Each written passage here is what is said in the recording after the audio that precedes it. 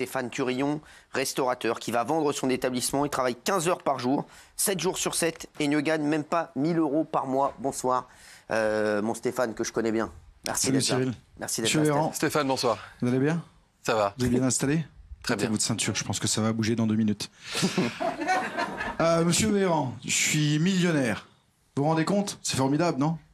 Millionnaire en quoi? Millionnaire en euros, bien sûr, hein, parce que le rouble, ça fait pas encore courir ici, mais bientôt, je pense aussi. Monsieur Véran, je suis très agacé en vérité parce que le Covid a coûté cher à la France, le Covid a coûté cher aux restaurateurs. Hein. On peut dire ce qu'on veut, qu'on a été aidé. C'est une connerie sans nom. Je m'excuse, hein, je suis un peu vindicatif, m'en voudrais pas. Je contiens ma colère. Je vous répondrai après. Non, pas de problème. Je trouve que vous avez mal géré cette crise, premièrement. Hein, c'est mon point de vue. Le vote, je sais pas, mais du mien, c'est de la merde. Hein. Franchement, c'est taqué. Hein. J'ai perdu 700 000 €. J'ai ouvert en 2019. J'ai mis 1,5 million sur la table pour ouvrir cet établissement. Ça m'a coûté une fortune. J'ai fermé janvier 2020 pour faire des travaux. J'ai rouvert en février. Le 15 mars, vous fermiez. J'ai été fermé 11 mois. Vous m'avez donné 70 000 € d'aide. D'accord ? 70 000 € d'aide et j'avais 2 apprentis. Donc, j'ai pas forcément profité comme les grosses structures, que je ne citerai pas, qui avaient des centaines d'employés qui, eux, ont eu le chômage partiel. On est d'accord. Là-dessus, après, il y a eu le passeport vaccinal, le vaccin obligatoire et compagnie. Moi, je ne suis pas vacciné. D'accord ? Et je ne le serai jamais. Ça, c'est une certitude aussi. Il a fallu trier les clients. Les clients que vous m'avez demandé de trier, j'ai refusé. J'avais tellement de flics chez moi tous les jours que maintenant, je connais leur prénom par cœur. C'est pas compliqué, hein. Ils sont venus tous les jours. Tous les jours. J'ai galéré comme un fou pour essayer de remonter ma boîte. Parce que vous imaginez bien, monsieur Véran, qu'à un moment donné, quand vous investissez dans une nouvelle entreprise, bah, vous mettez de ce que vous avez. Puis les économies que vous avez, forcément, vous les mettez sur la table. Moi, j'avais plus rien. Mais un petit peu d'aide. C'est pas de l'aide que je demandais. Je demandais mon droit de travailler. Une chose à 25%, j'aurais même pas eu besoin de vos aides. Parce que si on calcule bien, dans l'absolu, hein, à 25 clients par jour, même sur 7, ça me dérangeait pas de travailler. Je continuais de payer mes charges, je continuais de payer mes employés, je continuais de vivre et d'engranger de la trésorerie, ce qui paraît normal, on est d'accord. Ça, vous m'avez pas laissé faire. Vous m'avez pas laissé faire, on m'a dit, c'est tout le monde 10 000, d'accord. Alors même le mec qui a pas besoin, il prenait 10 000. Hein. Puis après les PGE, c'était 25% du PGE, d'accord, que l'État a garanti. Vous avez déposé quelque chose quelque part en termes de garantie? Parce que 90 000 € pour moi, hein, Cyril, ça fait 25% de mon chiffre d'affaires de l'époque, bien sûr. 25% de mon chiffre d'affaires de l'époque. Aujourd'hui, vous avez mis sur la table 140 milliards d'euros. De millions d'euros, pardon, excuse-moi. Hein, milliards d'euros, excusez-moi. Milliards d'euros. Ces milliards d'euros, aujourd'hui, ce sont nous, les Français, qui payons. Aujourd'hui, il faut savoir qu'il y a 49% de faillites supplémentaires en 2022 dans l'hôtellerie-restauration. Ces PGE-là, qui va les payer? Ça, c'est ma première question. Ma deuxième question, c'est quand est-ce que moi, vous me remboursez sur ma perte personnelle? Parce que vous me demandez de rembourser un PGE et des charges à ne plus savoir qu'en faire. Je paye 30% de matière en plus depuis 2019. Vous connaissez le prix du litre du fioul, monsieur Véran, en fioul domestique pour se chauffer? Allez-y. Bah, dites-moi. Allez-y, je connais tous les chiffres en tête. 2019, 0,64 centimes. 2022, 1,54. Je mange 8000 balles de fioul par an. Je suis au gaz, monsieur Véran. Combien je paye à votre avis? Vous avez une idée du prix du gaz? Vous avez une idée de ce qu'on paye, nous, artisans? Mais putain de merde, je suis en train de faire 1 million €, je dégage 75 de marge brute, 42% de ma salariale, il me reste rien. Et quand il me reste, vous me prenez encore 25%. Je vois pas mes gosses pendant des mois parce qu'il faut que je travaille en cuisine. J'en chie comme un veau. Mes employés sont là, ils lâchent rien. Merci à ma clientèle d'être là. Franchement, merci. Franchement, je trouve ça aberrant qu'aujourd'hui, vous veniez sans présenter d'excuses aux Français. Je trouve ça lamentable. N'oubliez pas, attendez, n'oubliez pas. Ici, nous sommes les employeurs de l'État. Vous travaillez pour nous. Parce qu'avec mes charges... Attendez, excusez-moi, je vous vois tous les jours à la télé, c'est bon. Laissez-moi parler 2 secondes. À un moment donné... Oui, mais si vous ne me laissez pas parler, ça va. À un moment donné, je vais expliquer qu'à un moment donné, les choses doivent être dites. Parce que toutes mes charges, vous en faites quoi? Toutes les charges que je paye sur les salaires, sur les impôts indirects, qui est la TVA, d'accord? En 20 et à 10%. Je donne 170 000 € de TVA par an. J'ai donné 400 000 € de masse salariale. Brut, bien sûr, monsieur Véran. Il me reste rien. Vous nous prenez tout le temps. Puis après, on dit, oh, il faut donner, le patron veut mieux payer. Vous savez combien on paye un plongeur chez nous, monsieur Véran? Vous avez une idée? C'est 1 500 €, nourri, logé, net. Je vous garantis. Ça, c'est pour la plonge. Plus les heures supplémentaires. Un serveur, c'est 2000 €. J'habite à Cusange, dans un tout petit village de 70 habitants. Je suis pas à Paris, moi, hein, d'accord? Donc, on n'a pas forcément les moyens. D'ailleurs, laissez-moi vous dire que Paris, c'est la capitale de la France et ça ne représente pas toute la France. Nous sommes une multitude de communes et une multitude d'artisans. Donc, je ne parle que ce soir que pour mon nom, Cyril. Là, il y a pour le nom de personne. Vous parlez au nom de pas mal de gens qui nous Non, regardent. que pour moi, pour le coup. Mais je voudrais vraiment vous dire, ma colère contre l'État aujourd'hui, qui va peut-être me mettre en faillite. Pourquoi, monsieur Véran? Parce qu'à un moment donné, j'ai travaillé, d'accord, après la reprise du Covid, j'ai bossé, on a travaillé une super année, hein. D'ailleurs, cette année, il a fait beau, c'était top. Je me suis, parce qu'on avait une pénurie de personnel, j'ai créé une école avec Marie-Guy Dufay, la présidente de la région Bourgogne-Franche-Comté, le Greta de Besançon, qui m'a super bien aidé pour qu'on mette en place des gens pour les remettre au boulot, hein, des gens qui étaient sans emploi, sans formation, hein, de 18 à 60 ans. Donc, je me suis cassé la tête, j'ai pas baissé les bras. Aujourd'hui, je baisse les bras. Quand j'aurai vendu, ou si je liquide pas avant, je prendrai l'argent que j'ai et j'irai le dépenser ailleurs. Vous verrez plus 1 euro de ma poche. Je continuerai de payer, il me reste 3 ans à payer. Dans 3 ans, je quitte ce pays. Parce que j'espère que tout le monde fera ça. Parce qu'à un moment donné, ce pays... Attendez, Nicolas Sarkozy un jour a dit, la France, quand tu l'aimes pas, tu la quittes. C'est vrai ou pas? Ben moi, je dis que quand la France n'aime plus ses artisans doivent quitter le pays. Ça, c'est une vérité. C'est pas dangereux. C'est vous, aujourd'hui, le cancer de ce pays. C'est pas nous. Nous, on bosse. Si vous vraiment vous aimiez la France, monsieur Véran, Stéphane, et tous les, attendez, je termine, tous les députés et tous les sénateurs et tous les ministres, vous travailleriez au SMIC. Au SMIC, pas 1 euro de plus. Comme ça, vous comprendrez ce que ces gens-là, tous ceux-là vivent. Parce qu'avec 1300 balles aujourd'hui, tu veux pas. Et moi, patron de 25 salariés dans l'absolu. Par mois pour vous, Stéphane? Ça fait 6 mois que j'ai pas pris de salaire. Ouais. 6 mois, j'ai pas pris un salaire, je vous montre mon compte bancaire, si j'avais mon téléphone, je vous le montrerai sous les yeux. J'ai pas 1 euro. Putain, j'ai travaillé comme un forçat, il me reste rien. Alors, me parlez pas de vos aides au niveau de l'État par rapport à l'électricité, ça vaut rien. Ça vaut rien parce que concrètement, vous appelez, il y a personne au bout du fil, hein, d'accord? Si vous êtes à 49% d'augmentation, vous avez le droit à rien. Vous avez le droit à rien. Si vous faites plus d'1 million de chiffre d'affaires, rien. D'accord? Donc, des aides de quoi? On peut même les charges. Vous savez que si vous reportez votre PGE aujourd'hui, concrètement, j'ai appelé mon banquier, hein, parce qu'on s'entend bien, c'est un mec super.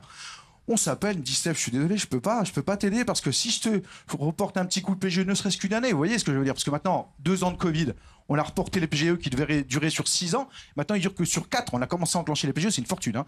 Ça, pour moi, c'est 1800 balles par mois, en plus. Donc, c'est 18 000 € quasiment par an. Donc, ça me coûte une fortune. À un moment donné, j'explique que j'ai pas la structure qui a 25 ans comme marque qui est imposée depuis des années. Moi, il y a 3 ans que j'ai acheté ce resto. Mais on nous a pas laissé respirer. Ni pendant le Covid, ni après le Covid. On a le PGE sur la tête, d'accord? On a la tête sous l'eau, concrètement. Avec tout a flambé. Comment on fait pour s'en sortir, monsieur Véran? Comment? Justement, alors je vous réponds. Stéphane, il va vous répondre. Bon, d'abord, je vois que vous êtes en colère. Ah, vous savez pas à quel point je suis en colère. Non, mais je l'imagine, vous savez, j'en ai vu d'autres.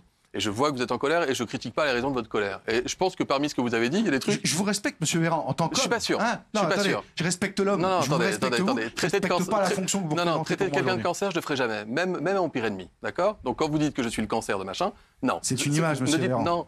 Si vous respectez les gens, ça veut dire que vous apprenez aussi, parce que je crois que je suis ici depuis une bonne heure, Cyril, je crois que je me défile pas derrière les questions, j'ai pas sélectionné les gens qui viennent ici ce soir, j'ai empêché personne de venir d'ailleurs ce soir sur ce plateau, et donc je viens ici pour qu'on puisse débattre et discuter tranquillement. Donc moi, je n'utiliserai jamais l'invective, et j'utiliserai jamais des injures, ni merde, ni... Et monsieur, vous travaillez dans la cuisine 17 heures par jour sur 5 jours. Stéphane, il y a plein de raisons pour lesquelles vous avez le droit d'être en colère, et je remets pas en question ça. Je dis juste pour qu'on puisse avoir une discussion, ça veut dire qu'une discussion, c'est à 2. Je vous ai écouté, maintenant je vais essayer de vous parler un peu.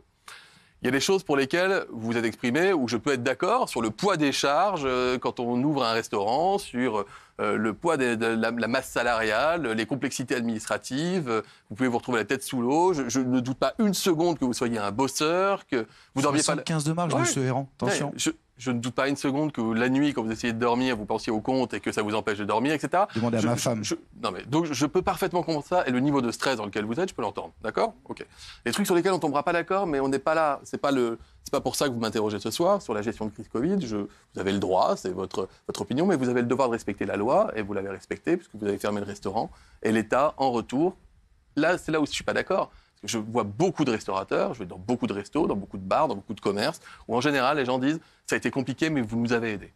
Vous nous avez aidés et vous avez été là ». Et de fait, Stéphane, Il n'y a pas beaucoup de restaurants qui ont fermé suite à l'épisode du Covid et la fermeture imposée pour des raisons sanitaires. C'est complètement faux ce que vous dites. C'est faux. D'accord. Alors, demandez les chiffres à l'UMI et à l'INSEE. C'est très simple. J'ai rencontré Thierry Marx, qui est le nouveau patron de l'UMI, il y a 3 semaines. Vous voyez, donc on en a discuté ensemble, on a fait le point sur le nombre de restaurants avant la crise, après la crise et les difficultés. La grosse difficulté qui aujourd'hui que doivent affronter aujourd'hui les restaurateurs, vous l'avez un peu dit, et vous avez une solution qui montre que vous êtes débrouillard, c'est la capacité à recruter, c'est de trouver du personnel. Vous l'avez dit vous-même, vous avez augmenté sans doute le salaire de votre plongeur, vous avez augmenté les salaires de vos serveurs.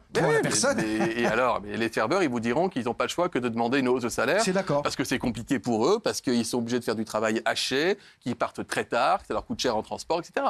Donc, de fait, le marché a évolué et on a besoin aussi d'adapter la formation des jeunes vers les métiers pour lesquels on peut recruter. Et il se trouve que la restauration, c'est de fait un vrai métier en grosse tension et que c'est la galère pour les restaurateurs. Vous le savez, et ça je trouve ça très bien, vous avez manifestement créé avec la région, vous avez cité Marie-Guide Dufay, une école de formation pour pouvoir former vos propres jeunes qui pourront ensuite travailler dans vos restaurants et les autres restaurants de la région, ce qui est très bien. Il manque 250 000 postes en hôtellerie-restauration aujourd'hui. Donc moi, avec mes 8 cuisiniers, je ne vais pas aller loin. J'essaie à mon niveau. Vous les recruterez. C'est aussi pour ça que les salaires ont augmenté, c'est pour ça aussi que vos charges ont augmenté. C'est qu'aujourd'hui... 16% de charges sont encore sur notre dos. Aujourd'hui, on ne paye plus un serveur au SMIC. Il faut en général augmenter le salaire, surtout quand on est dans des territoires ruraux où c'est difficile de trouver des jeunes qui peuvent venir bosser dans la restauration. De fait, et donc on veut aussi accompagner, à la fois en formant davantage de gens pour aller dans les métiers en tension, et à la fois continuer d'accompagner les commerçants, les restaurateurs, pour qu'ils ne soient pas obligés de mettre la clé sous la porte parce qu'ils n'ont pas de personnel ou parce que ça leur coûte trop cher. OK là-dessus? Bon, je ne m'attends pas à ce que vous disiez un OK à la fin de notre conversation. Non, je ne dis pas un OK, je dis juste qu'à un moment donné, monsieur Véran, je comprends votre problème. Je n'ai pas dit que gérer un État, c'est facile. Hein. Je l'entends, vous avez un métier difficile, sûrement. D'accord. Non, j'ai pu comprendre que on ne coûtait rien et que le SMIC, c'était trop.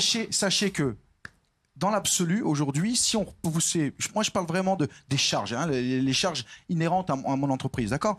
Concrètement, aujourd'hui, 95% de ce que je gagne est dépensé pour faire vivre l'entreprise. Et si demain... Je peux terminer, monsieur Véran, excusez-moi. Si demain, je repoussais mon PGE, vous savez ce qu'on ferait? On me mettrait en redressement judiciaire. Alors Stéphane, ce que j'ai dit tout à l'heure, je le redis, ça veut dire que du côté de Bercy aussi, lorsqu'il y a des situations particulières que rencontrent certains restaurants, l'écrasante majorité les rembourse aujourd'hui les PGE. Mais si vous rencontrez des difficultés, quelle que soit l'origine de ces difficultés, il y a des guichets, il y a un guichet unique, vous pouvez aller appeler le préfet de votre département ou la préfecture, il y a un interlocuteur que Bercy a désigné pour répondre à tous les problèmes que peuvent rencontrer les restaurateurs, les artisans, les boulangers, je le disais tout à l'heure, pour voir quelle est la source du problème et si on peut vous accompagner. C'est pas tant le PGE dans l'absolu, ce que vous comprenez pas. On explique que le PGE va être compliqué. Je le rembourse pour l'instant. Je dis que le PGE va être compliqué à rembourser. Pourquoi? Parce que vous venez de me gratter 30% de matières supplémentaires, 50% d'énergie en plus, 16% de salaire. Monsieur Stéphane, moi je vous gratte rien. C'est-à-dire qu'à un moment donné, ce que j'avais en delta de gains... Alors l'énergie... Stéphane, je gratte rien en fait. C'est pas moi qui fais le prix du beurre et qui fait le prix de la viande et du poisson. Ou alors, pardon, vous êtes un commerçant indépendant, d'accord? Vous n'êtes pas fonctionnaire d'État. Donc ça veut dire qu'on ne vous fournit pas la matière première. Mais la TVA, c'est bien la vôtre. Mais c'est pas la TVA qui est en cause, Stéphane, dans la montée Hier, vous payez le kilo de beurre, je dis une bêtise, 5 €. Aujourd'hui, il passe à 10 € le kilo. La TVA, elle augmente aussi, on est d'accord. Mais c'est pas la TVA quand la TVA... nécessité comme ça, yaourt, le lait, la crème, quand la TVA elle est à 5,5 ou qu'elle est à 6, excusez-moi, c'est pas la TVA qui fait qu'aujourd'hui ça vous coûte le plus cher. Ce qui fait que ça coûte cher, c'est que le prix des produits a augmenté. Dites pas qu'on vous gratte sur les matières premières, ce n'est pas vrai. Moi, je ne vous vends pas, l'État ne vous vend pas les matières premières que vous achetez pour les transformer. Vous êtes restaurateur, vous achetez des matières premières, sans doute de qualité, vous les transformez et vous les vendez en essayant de dégager une marge sur les prix que vous appliquez ensuite aux clients. Mais les gens sont capables de payer la marge qu'on veut. Parce que le mec, il gagne 1300 balles. La truite que vous achetez, que vous la payez 2 € pièce, vous voulez pas la vendre fois 25. On a parlé tout à l'heure de l'inflation, et je ne nie pas une seconde, d'ailleurs les enquêtes le montrent, il y a 8 Français sur 10 qui, à cause de l'inflation, renoncent à des loisirs, et il y en a quasiment autant qui ont changé leur panier de courses. Donc vous êtes d'accord que j'ai perdu des clients par rapport à l'inflation? Je ne sais pas comment fonctionne votre restaurant. Je sais que l'année 2022 a été plutôt une excellente année dans le domaine de la restauration. Bonne année, bien sûr. Une excellente, pas une bonne, et qu'il y a plutôt une augmentation de l'activité en 2022. Je ne doute pas une seconde que l'impact de l'inflation se fera ressentir aussi dans les commerces et les restaurants comme le vôtre. Je ne doute pas une seconde de ça parce que, de fait, les Français sont obligés de renoncer à des choses. Il faut trouver des solutions parce que, vous savez, je vois que vous savez très bien parler, que vous plaisez aux Français, vous êtes quelqu'un de très agréable à discourir, il n'y a pas de souci. Je dis juste qu'à un moment donné, vous, porte-parole du gouvernement, qui avait un certain pouvoir avec Bercy, M. Macron, le président de la République, aujourd'hui, comprenez, s'il n'y a pas d'artisans, il n'y a pas de cotisation. quand il n'y aura pas de cotisation, qu'il n'y aura que des faillites, vous ferez quoi avec les 140 milliards? Stéphane, en 2022, il y a 1 million d'entreprises qui ont été créées dans notre pays. Ça veut dire qu'il y a une activité de création d'entreprises et on veut la pousser. Ensuite, vous parlez des impôts sur les sociétés. Je termine juste là-dessus. Vous parlez des impôts sur les sociétés. On est plutôt en train de nous reprocher, si vous voulez, plutôt à gauche de l'hémicycle, on est en train de nous reprocher de supprimer un impôt de production sur le privé qui s'appelle la CVAE, parce qu'on continue de supprimer des lignes d'impôts sur les entreprises pour qu'elles puissent justement retrouver un petit peu d'oxygène, mieux payer les gens pour augmenter les salaires et faire de la marge pour continuer. Donc accompagnez-nous plutôt dans ce mouvement. Combien représente la CVAE pour 1 million d'euros, monsieur Véran, vous savez? Ça dépend du type de commerce. Oui, d'accord, ça dépend du petit commerce. Nous, on n'a pas. Stéphane, vous dites qu'on augmente les charges et les impôts. Je vous dis juste factuellement, on est plutôt tendance, et c'est factuel, à baisser les impôts, y compris les impôts de l'entreprise. Vous savez que la TVA intermédiaire sur les grosses sociétés, excusez-moi, monsieur Véran, mais pour le luxe, par exemple, ils ont 2 taux de TVA différents. Et sur la restauration, rappelez-moi, la TVA... à 12% et à 2,10. Stéphane, la TVA, elle a été baissée, c'était pas nous, c'était sous Sarkozy, elle est passée de 20 à 5,5. Donc les heures supplémentaires, on les paye taqués, comme d'habitude. La TVA, elle n'a pas changé. Je paye toujours autant d'impôts. Elle a baissé de 15 points la TVA il y a une dizaine d'années. De combien? Elle est passée de 20 à 5. On ne vit pas dans le même pays, je suis désolé. Elle est à combien votre TVA aujourd'hui? On a une TVA à 20 sur tout ce qui est alcool et vin y compris, spiritueux. Je viens manger chez vous, la ligne TVA sur le bas de la note, c'est combien? En moyenne, ça représente... Ça dépend pas en moyenne, c'est un chiffre. Il est sur toutes les notes que vous imprimez. Entre 20 et 10%. 10% pour le solide, tout ce qui est matière organique, enfin les repas, les truites, le poulet. Je ne vous demande pas ce que vous achetez, je vous demande ce que vous vendez sur les produits. Quand moi, je suis client, que je viens dans votre restaurant, la ligne de TVA, non, la TVA, elle est à combien? Elle a baissé, c'est Sarkozy qui l'avait baissé. Ah non, c'est faux. Mais vous n'êtes pas au goût jure. Vous êtes allé au restaurant quand? Je demande l'aide d'un ami que je ne connais pas. Il n'y a pas d'autre TVA. La TVA à 5,5, monsieur Véran, il y a longtemps qu'elle a été remise au goût du jour, elle n'existe plus. Hein, on n'est pas sur une TVA emportée, je ne suis pas un kebab. Hein, je suis un restaurant, je fais des trucs. Vous n'êtes pas à 20% de TVA sur les produits que vous vendez? Je suis à 20% de TVA, à 10%, je ne fais pas du 5,5. 10%. 20 sur les alcools, tout ce qui est vin, le bon vin, et 10% sur le reste, ça s'arrête là. Donc elle a baissé votre TVA en 15 ans. Mais non! Elle était à 20% sur tout. Mais, vous rigolez ou quoi? Mais encore une fois, c'est pas nous qui l'avons fait. Non, elle a jamais été à 20. Je suis désolé. Elle a eu baissé à un moment. Demandez à votre collègue à côté, il fait oui de la tête. Elle a baissé à 5,5 et à 10% sous Sarkozy. Et après, ça a fait un tollé au niveau de l'État. Les gens n'étaient pas... Oui, on se souvient pas de la même chose, c'est bien ce que je dis. Donc, à un moment donné, elle est remontée à 10 et pour les alcools à 20%. C'est-à-dire qu'à un moment donné, aujourd'hui, en termes de TVA, on se fait exploser. En termes de charges, on se fait exploser. En termes de matière, on se fait exploser. En termes d'énergie, on se fait exploser. On se fait exploser partout. Comprenez-moi, monsieur Véran. Je veux bien, mais j'entends ce que vous dites. Je dirais juste à un moment donné, comprenez-moi, on a 1 million de chiffre d'affaires. Comprenez, c'est important. 75 de marge brute, 42% de marge salariale, c'est la moyenne nationale. On doit être à 68 à la moyenne nationale. Moi, je suis au-dessus. Je suis 7 points de plus au-dessus. On fait une super année, vous voyez, c'est génial. Merci. Hein, c'est pas il lui reste rien. Non, il reste que dalle. C'est ça. Et moi, je prends pas de salaire, je vois pas mes gosses, et en plus, je bosse comme un dingue. Tu travailles combien d'heures par jour? Grosso modo, je me lève le matin, quand je fais pas les courses, je me lève, il est 7h, le temps de boire un petit café, de me mettre en route, je finis les 15h, je reprends à 17, puis je finis les minuit. Voilà. Et ça, c'est des horaires infernaux, évidemment. 6 jours sur 7? Moi, je suis le patron, donc tu sais, les papiers, il faut bien les faire. L'administration, le dernier jour, qui me donne un coup de main parce que t'as la tête sous l'eau.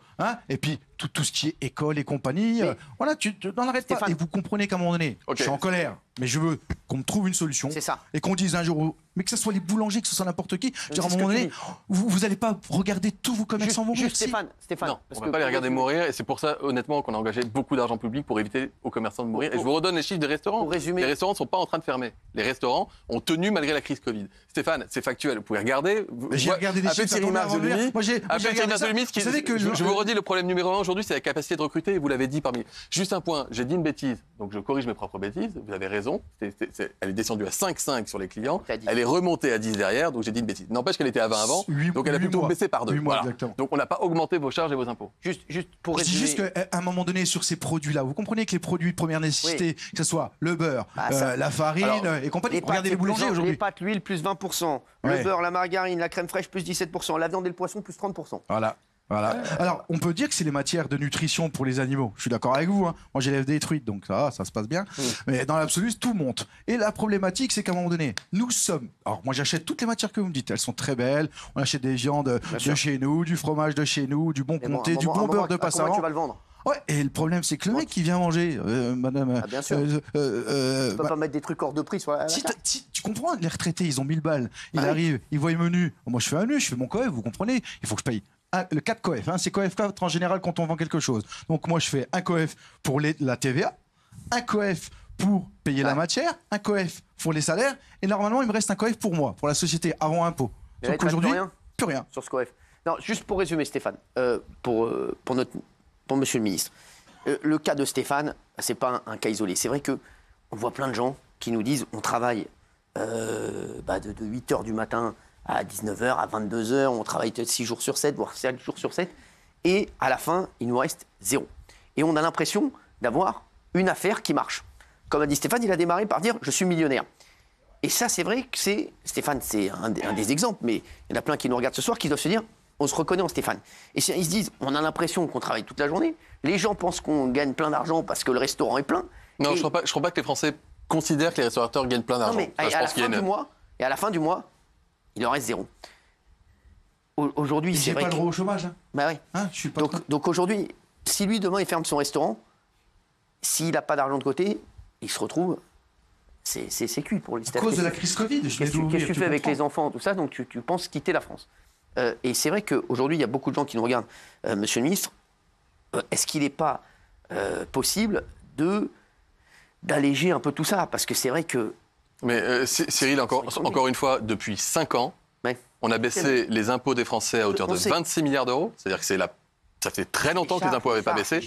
Et on a baissé les charges, les cotisations patronales, on a baissé les charges et on baisse... Personne ne dit qu'on a suffisamment baissé les impôts. Je dis juste qu'on est dans un mouvement, après des années... C'est la Sécu, moi, qui dit l'inverse. On prend 2,7% sur certaines cotisations. Donc vous dites que vous baissez, ça augmente de l'autre côté. Stéphane, on supprime des impôts, on supprime des lignes d'impôts. Je suis prêt à ce qu'on regarde ensemble ce que il y avait le niveau de charges et de taxes qui vous auriez payé il y a 5 ans et ce que vous payez aujourd'hui. Je suis prêt. Ça ne veut pas dire qu'on a supprimé suffisamment d'impôts. C'est-à-dire qu'il faut plutôt nous accompagner. Parce que là, vous voyez, dans le débat actuellement au Parlement, là, sur la réforme des retraites, vous avez tout un tas de responsables politiques qui ne sont pas dans notre majorité et qui considèrent qu'il faut qu'on augmente les cotisations patronales sur les retraites. Donc moi, je vous invite juste... Non, mais parce que... Mais ce sera la faillite des commerçants. C'est ce que sera la faillite des commerçants. Et j'aurai pas de retraite. Vous aurez des artisans en moins et moins de cotisations. Donc c'est le chat qui se mord la queue. Là-dessus, Stéphane, on peut être d'accord. C'est que nous, on fait justement le choix, pour équilibrer les retraites, de ne pas augmenter les cotisations patronales. Alors qu'on nous reproche à gauche de l'hémicycle de ne pas le faire. Et j'assume qu'on ne le fasse pas. Monsieur Véran, je ne fais pas de politique avec vous, monsieur Véran. Je suis en train de vous parler des problèmes d'un artisan en France qui vous explique. Je pense que ça ressemble à beaucoup partout comme ça en France. Et aujourd'hui, concrètement... J'ai pas de... En fait, si vous voulez... Je ne suis pas du tout en train de vous faire la leçon. Je ne me permettrai pas de le faire. Et je connais pas votre... J'imagine votre quotidien sans le connaître et j'ai jamais été restaurateur. J'ai une excellente entreprise. J'ai eu des restaurateurs dans ma famille et j'ai vu la difficulté que c'était et j'ai vu comment est-ce que ça se terminait. Parfois, hélas, quand ça se finissait mal. Donc, je ne peux que reconnaître la difficulté de votre... Et le sentiment de rocher de Sisyphe tous les matins quand vous voyez ce qui vous tombe sur le crâne en termes de tâches administratives, de charges, machin. Je vous dis juste que la trajectoire qui est la nôtre, c'est plutôt de réduire des lignes sur vos feuilles. Qu'est-ce qu'on fait au niveau de l'État? C'est ça que je veux savoir, monsieur Véran. Qu'est-ce qu'on fait au niveau de l'État? Stéphane, Marc Vera, voilà. Vous ne me reconnaissez pas, Marc Vera, mais j'ai mangé chez vous en famille pour une très grande occasion il y a quelques années au Verrier-du-Lac. J'ai toujours pensé que vous étiez quelqu'un de bien et de connaisseur. Merci Marc Vera, que tout le monde pour la connaît, gastronomie. J'étais pas très vieux, mais je me souviens d'un espèce de dessert fumant. C'était le repas. Alors je crois que c'était vraiment. On m'en parlait depuis des années. Au Verrier-du-Lac. Je voudrais détendre l'atmosphère. Ah, c'est bien. Vous aviez le même chapeau. Détendre un peu l'atmosphère parce que. C'est bien. Vous savez, je vais vous dire, monsieur le ministre. Alors c'est lui, monsieur le ministre, c'est pas Stéphane. Oui, monsieur le ministre.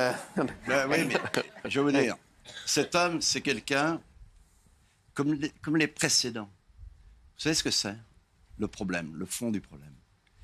C'est que ces gens-là sont en état d'échec, avec des proportions invraisemblables, dues à tout ce qui leur arrive, aux charges, mais ce sont avant tout des amoureux de leur métier. Exactement. Je crois qu'on ne l'a pas assez vu, on ne l'a pas assez dit, et ça, il faut les applaudir.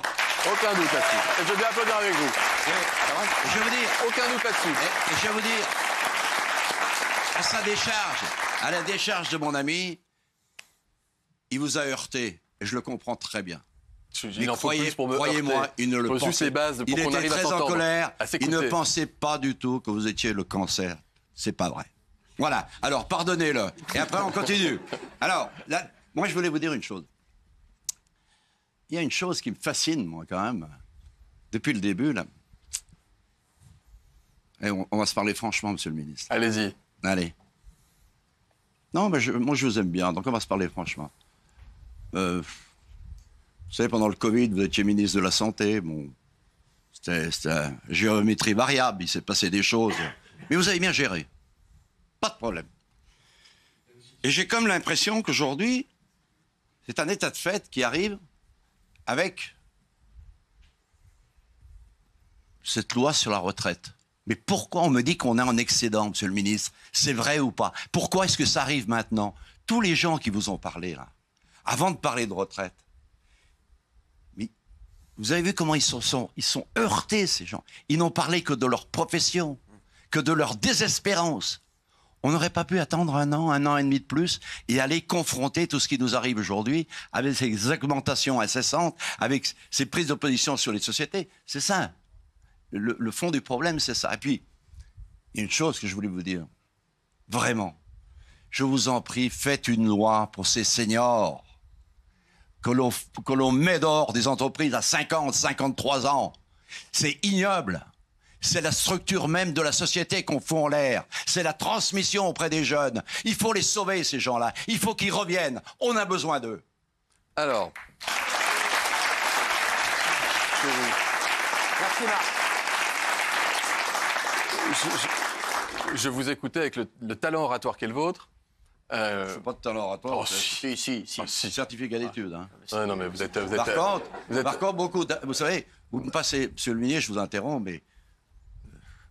Chapeau, Baba. T'es quelqu'un de formidable, Baba. Merci. Formidable. Non, mais c'est vrai. Tu donnes l'ouverture à tout le monde, le droit de parole. Mais. Vous ne l'avez pas passé aromatique, hein, la soirée, ce soir. Elle n'a pas été aromatique pour vous. Marc Vera, je vous réponds. Mais comme vous êtes gourmand... D'abord, ouais. Ça m'arrive. Vous avez attaqué la gastronomie. Je fais un peu de sport. Ça va vous faire un petit quelque chose pour après. J'essaie de me concentrer, ça fait... Allez-y, monsieur le ministre. On va pas y arriver. Hein. Non, vous dire. D'abord, vous êtes l'un des grands noms de la gastronomie française et soyez salués pour ça. Bon. Une fois que j'ai dit ça, excédent, une année.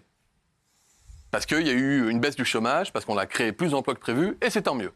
Par contre, les maths, ils sont ce qu'ils sont, en fait, et les chiffres sont têtus et nous montrent que vous êtes retraité maintenant. Je crois que vous avez laissé le restaurant familial à votre fille. Non, vous n'êtes pas resté, vous n'êtes pas retraité. Monsieur le ministre, à l'insolence, je ne répondrai que par le silence. Vous n'avez pas le droit de me dire. Je croyais que vous aviez. Pas de retraite. Je croyais que c'est votre fille qui avait. Je croyais que c'est votre fille, mais peut-être que vous avez gardé un restaurant. Pardon pour ça. Non. On va prendre l'exemple de Josiane. Pardon, Josiane, je vous remets à contribution. Josiane, quand elle travaillait, elle cotisait sur chacune de ses feuilles de paye pour la retraite de personnes qui sont peut-être aujourd'hui plus de ce monde ou qui sont très âgées. Et à l'époque, Josiane, elle cotisait pour... il y avait 3 Josiane qui cotisaient pour un retraité. Et depuis, la population vieillit. C'est formidable, on a gagné des années, des décennies d'espérance de vie, on vit plus longtemps en bonne santé, etc. Et en plus, il y a un vieillissement de la population, l'impact du papy-boom et compagnie. Et maintenant, des Josiane... Ensuite, il y a quelques années, des Josiane qui cotisaient pour un retraité, c'était 2. Puis maintenant, c'est 1,7. Et puis, dans pas longtemps, ça va être 1,5. Puis 1,4. Donc, les calculs ne sont pas bons, comme dirait l'autre. Ça veut dire qu'à la fin des fins, il n'y a plus assez d'actifs par rapport au nombre de retraités. Et donc là, ça crée un déséquilibre. C'est un trou qui va passer à 10 milliards par an, puis ensuite à 15 milliards par an, 20 milliards par an, etc. Donc c'est le fameux déséquilibre des retraites qu'on a déjà vécu par le passé, qui avait nécessité d'autres réformes des retraites. Et nous, on prend le parti de se dire il vaut mieux travailler un peu plus longtemps qu'augmenter les impôts, augmenter la dette. Je l'ai déjà dit tout à l'heure. Alors, il n'y a jamais de bon moment, en fait, politiquement, pour réformer des retraites. Et je vous prends le pari que si on disait... C'est pathétique, tout ça. Non, mais Marc, si on se disait qu'on le fait dans 1 an ou dans 2 ans, je suis à peu près sûr qu'on me dirait la même chose, c'est pas le bon moment. Moi, il y a bien un truc que je veux concéder. C'est qu'il faut qu'on renforce notre message à destination notamment des plus jeunes sur l'évolution du rapport au travail. Ce que c'est que le travail dans la vie d'un homme. Je l'ai dit tout à l'heure à FAD, de plus en plus, les gens, quand ils rentrent dans un métier, c'est pas pour l'exercer pendant 40 ans, c'est pour changer tous les 5-6 ans, il faut de la rotation. Et donc ça, il faut qu'on l'accompagne. Ensuite, on en a parlé tout à l'heure avec Stéphane Rapidos, mais dans les difficultés de recrutement dans les métiers de la restauration, il y a aussi l'envie de concilier davantage la vie personnelle, la vie familiale et la vie professionnelle.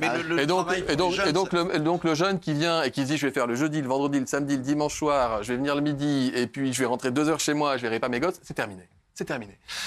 Et vous avez aussi une France ouvrière qui, elle, n'a pas accès au télétravail, Et donc, ils continuent d'aller au boulot, de faire 30, 40, 50 bornes. Hein. Non, mais ouais, bien sûr, dans la restauration, vous n'avez pas de télétravail. C'est un métier manuel, un métier de passion. Exactement. Dans le tertiaire, c'est pareil. Dans le tertiaire, c'est pareil. 30, 40, 50 km pour aller au boulot, ça prend du temps, ça coûte cher, et les gens ne veulent plus ça non plus. Ils veulent travailler moins loin de chez eux ou limiter les déplacements. Donc, ils veulent du télétravail. Ils ne peuvent pas l'avoir. Donc, il faut sans doute aussi les accompagner dans leur volonté de réorganiser leur temps de travail dans la semaine. Pour moi, la semaine des 4 jours, ce n'est pas un gros mot, s'il y a les 35 heures qui sont organisées différemment. Et je pense que, on a parfaitement conscience de ça, de ces évolutions du rapport au travail. 2, on ne le dit peut-être pas suffisamment. Et en gros, il y a des assises, par exemple, nationales du travail qui ont été ouvertes à la demande des syndicats depuis le mois de décembre. J'avoue que même moi, si je n'étais pas porte-parole, je ne serais pas au courant. Donc, ça veut dire qu'il faut qu'on insiste davantage et qu'on accompagne les changements et les mutations dans le monde du travail. Mon message, en gros, c'est une phrase, c'est pas la réforme des retraites pour solde de tout compte, c'est la réforme des retraites, le plein emploi, la formation professionnelle, et on accompagne les changements du rapport au travail. Et là, on y arrivera. Mais vous avez raison, Monsieur le Ministre. Mais vous savez, c'est un problème générationnel aujourd'hui. Il faut être ouvert d'esprit. Vous savez, hier, c'était hier. La référence, c'était quoi? C'était le guide Michelin, souvenez-vous. Bien sûr. Oh, le guide Michelin, c'est extraordinaire. C'est fini. Ils n'en veulent plus. Ils ne veulent plus d'étoiles. Ils veulent être libres. Ouais. Ils veulent travailler en totale liberté. Vous comprenez? Ils ne veulent plus de contraintes. Ils ne veulent plus de tout ça. Et peut-être qu'ils ont raison. Parce que, vous savez, certains guides, ils veulent travailler. Mais je suis d'accord avec vous. Ils veulent travailler, mais ils veulent travailler dans d'autres conditions. Et ces histoires de guides, cette histoire de guide, de harcèlement perpétuel, ce n'est pas normal. Imaginez-vous, quelqu'un qui est là dans la salle et qui vous note en toute discrétion. Et moi, même au ski, je veux pas d'étoiles. C'est bon. Ah, voilà. T'as raison. Bah oui, donc voilà. Il faut que tu viennes chez moi, tu verras. Et on a une voûte céleste extraordinaire, on a plein d'étoiles. Et tu sais, les plus belles étoiles, c'est ce qu'ils ont raconté tous. Ouais. C'est les étoiles que possèdent les clients dans leurs yeux. Le reste, on s'en fout. Merci. Voilà. Merci Marc Gras, merci.